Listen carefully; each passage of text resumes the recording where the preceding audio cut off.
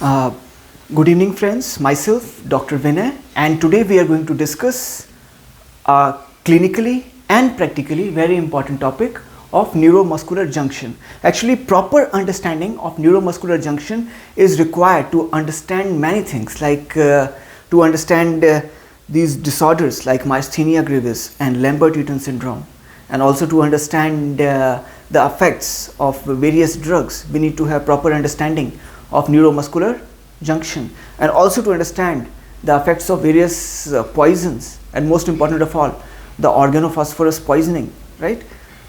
For understanding the actions of this autonomic nervous system, etc., right?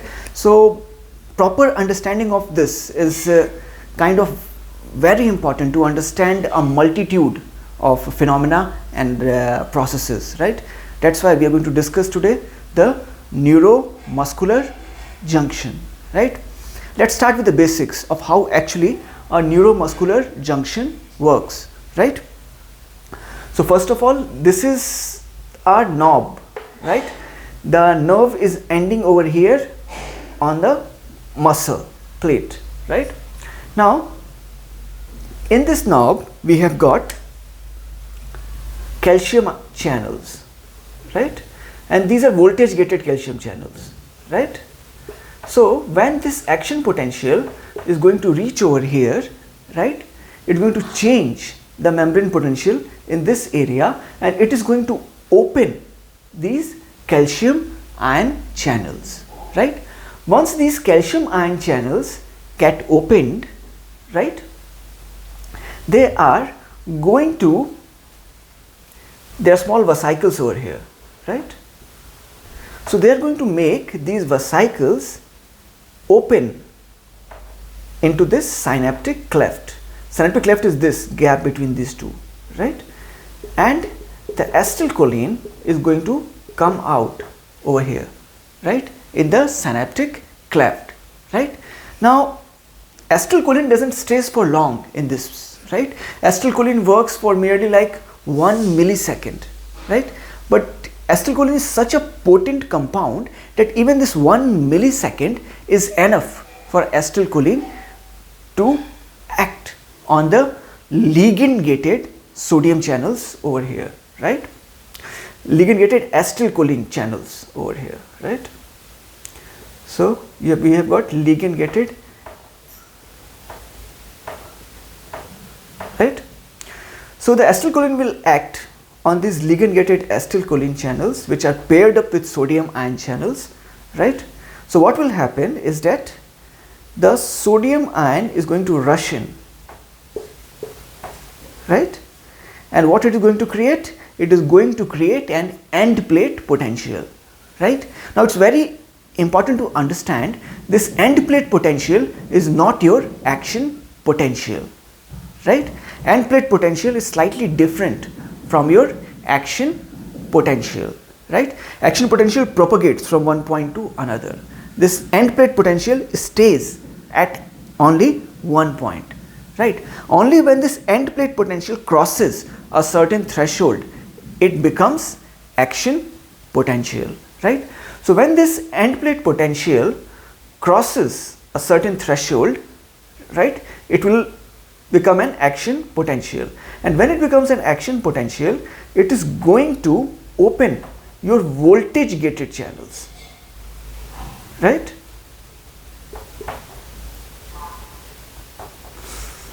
First of all, it will open the ligand gated channels. Ligand gated channels will generate the end plate potential. The end plate potential, when it crosses a certain threshold, becomes action potential, and this action potential will then open the voltage gated ion channels.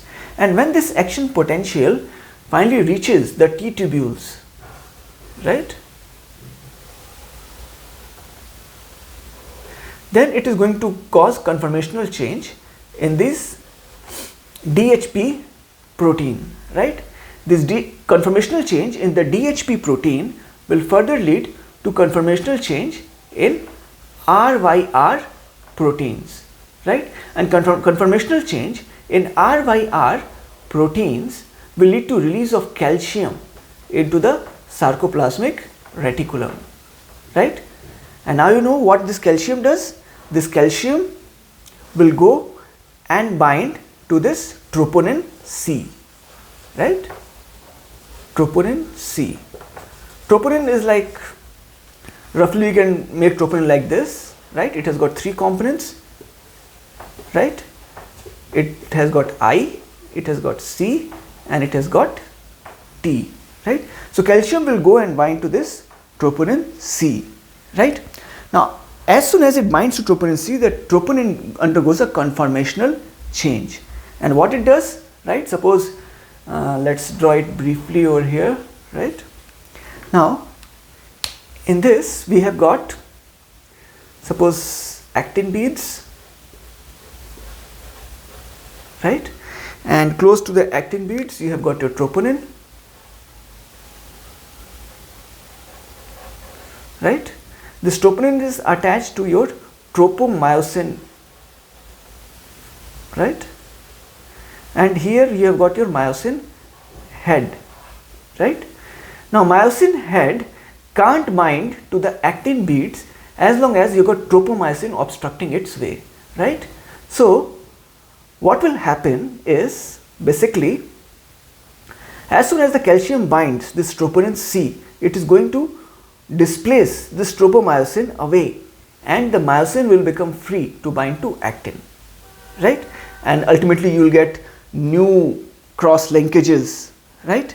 And the sliding filament theory, right? The myosin will, these actin filaments are going to slide over the myosin, right? So this is the whole process in brief, right? That the calcium will move inside, right? These vesicles are going to fuse to this membrane, release the acetylcholine. Acetylcholine, though acting for a very brief period, is going to attach to these ligand gated ion channels, right? The sodium will rush in, and this is going to create end plate potential. End plate potential, when it crosses a certain threshold, right, becomes action potential. This action potential is going to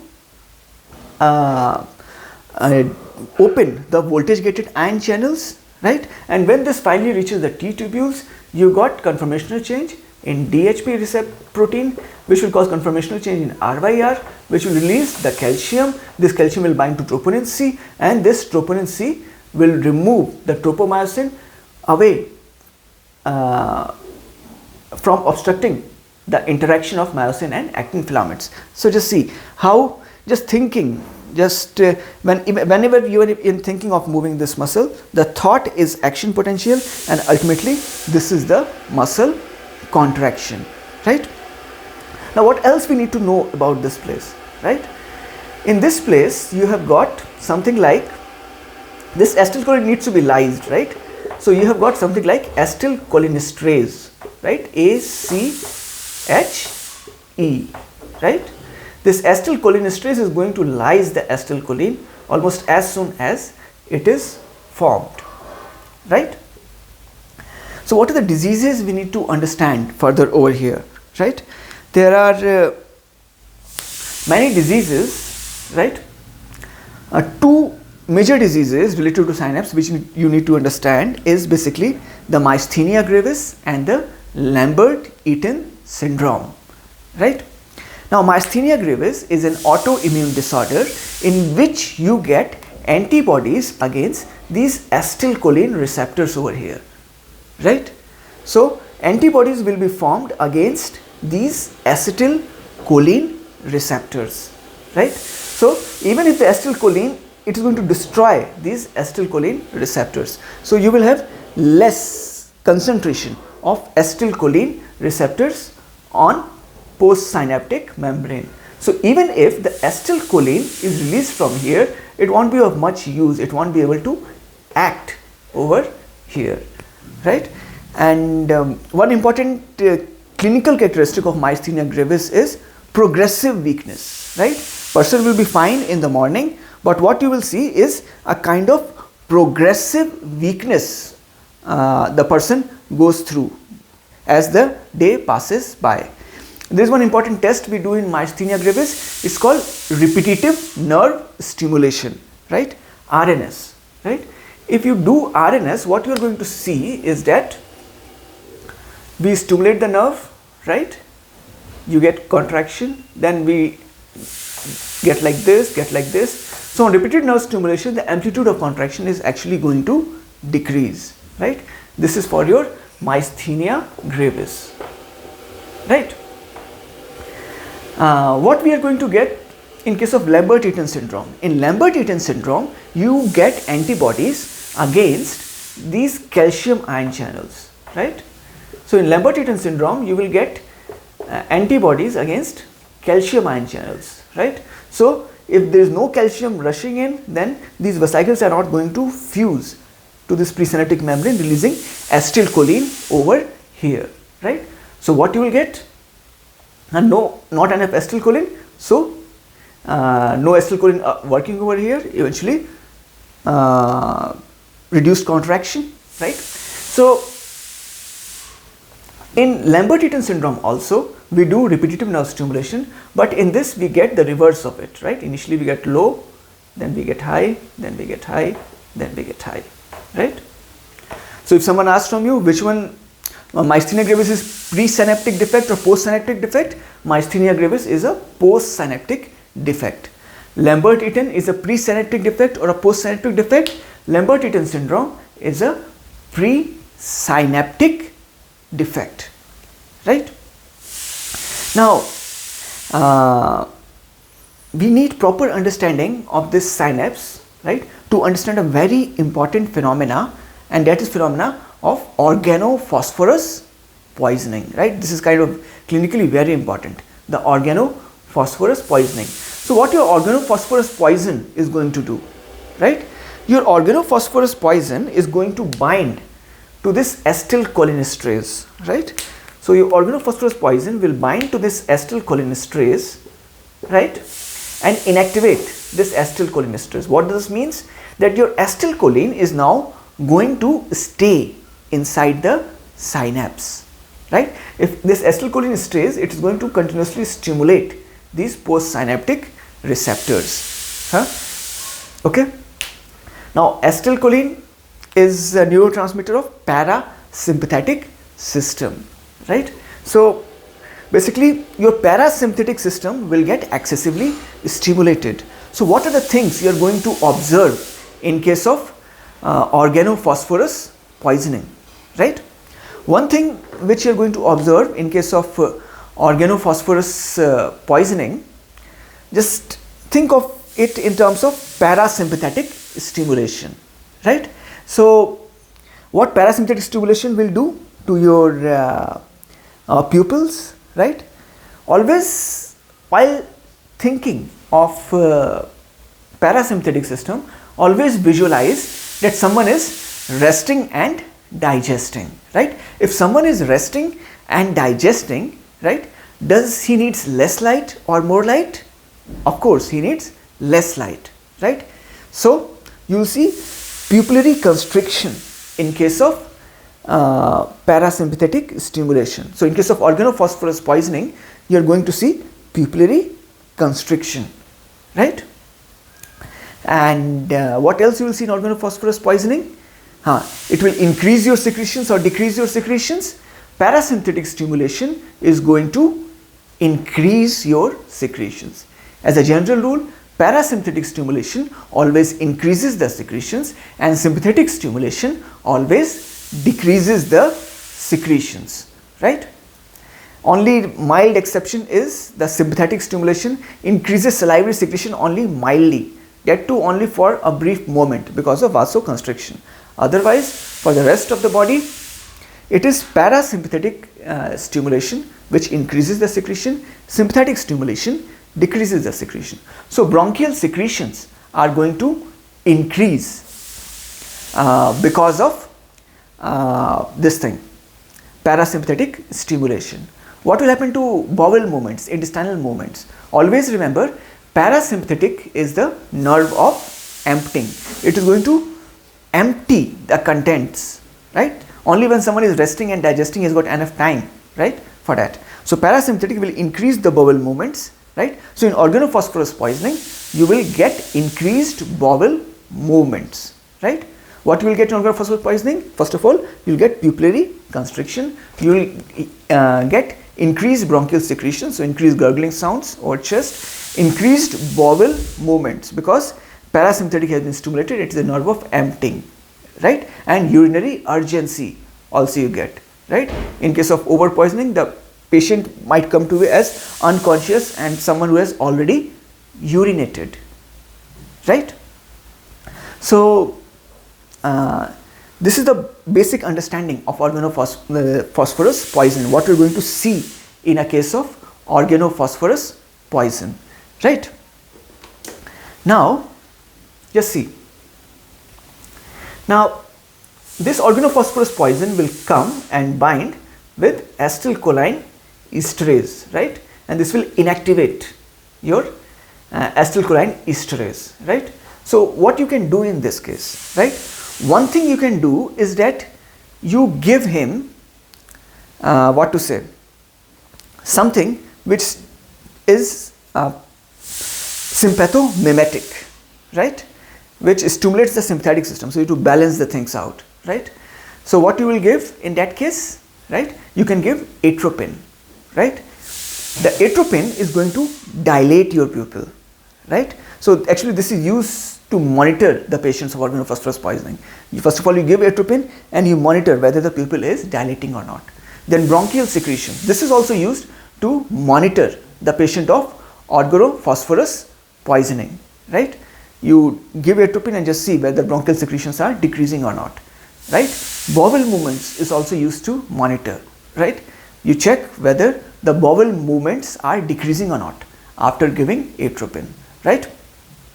And one more thing you can give over here is give pralidoxime, right? If you give pralidoxime, this bond between the acetylcholine esterase receptor and organophosphorus poison, right?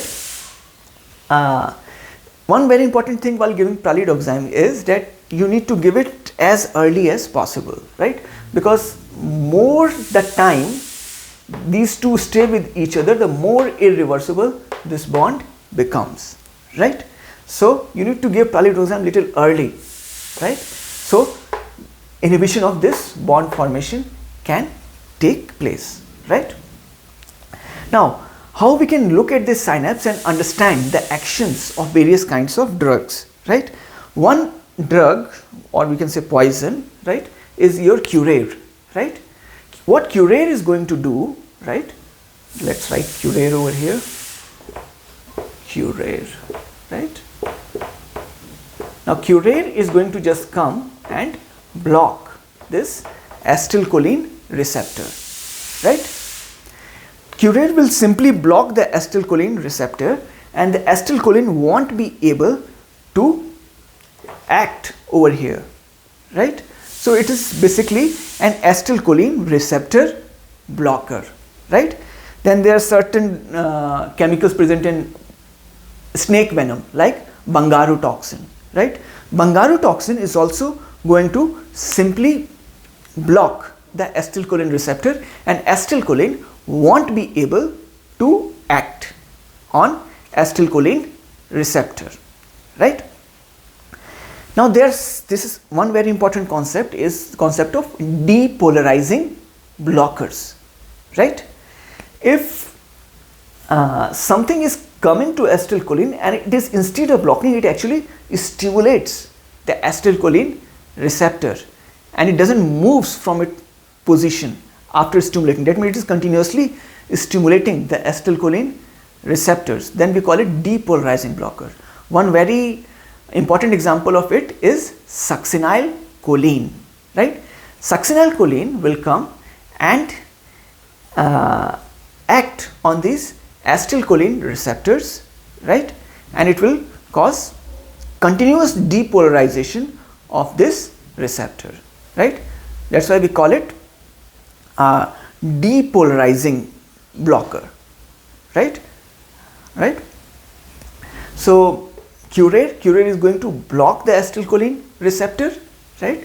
And the acetylcholine won't be able to act on the acetylcholine receptor. Same with Bangaru toxin, but succinylcholine is going to stimulate the acetylcholine receptor, right? Thus causing the depolarizing block, right? So see how beautifully this synapse is interlinked with everything, right? This mild calcium going over here, right, causing the release of these vesicles, first of all stimulating the ligand gated acetylcholine channels, which leads to generation of end plate potential, right, and which further leads to action potential leading to opening of the voltage gated ion channels, right, and all this phenomena of excitation contraction coupling. Then we briefly discussed how this thing is related with can help us in proper understanding of organophosphorus poisoning and how the sympathetic and parasympathetic system works in eliciting all the symptoms. Then how some of the drugs interact at the level of synapses, right? There is a lot more detail possible, but keeping the scarcity of time in our hand, this much is enough for this class. Wish you all the best, right? In case of any doubt, you can always ask in the comment section or message me personally, and keep studying hard. Wish you all the best in all your academic pursuits.